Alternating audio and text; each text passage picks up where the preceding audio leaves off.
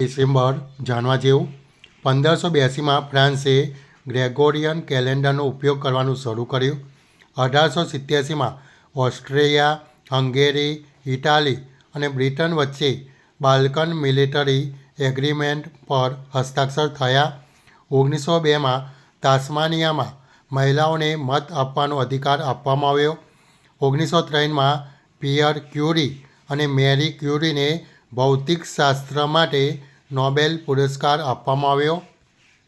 1947માં Soviet union અને ચેકોસ્લોવાકિયા વચ્ચે વેપાર કરાર પર હસ્તાક્ષર કરવામાં આવ્યા.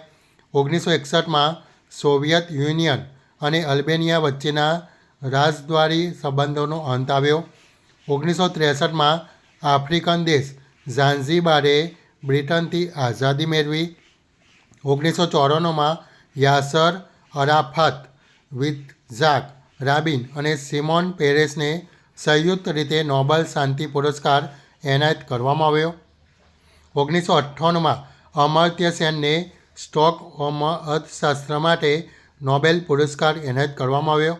2000માં નવાઝ શરીફ અને તેમના પરિવારને 10 વર્ષ માટે પાકિસ્તાનમાંથી દેશનિકાલ કરવામાં આવ્યો.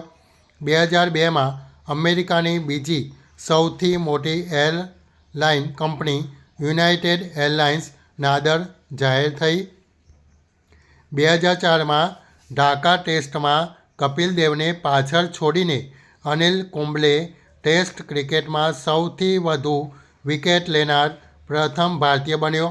2005માં કઝાકિસ્તાનમાં યોજાયેલી રાષ્ટ્રપતિની ચૂંટણીમાં વર્તમાન પ્રમુખ નૂર સુલ્તાન નઝરબાયેવ ફરીથી પ્રમુખ તરીકે ચૂંટાયા. 2013માં ઉરુગ્વે માદક પદાર્થ મારિજુઆનાના વિકાસ, વેચાણ અને ઉપયોગને કાયદેસર બનાવનાર પ્રથમ દેશ બન્યો.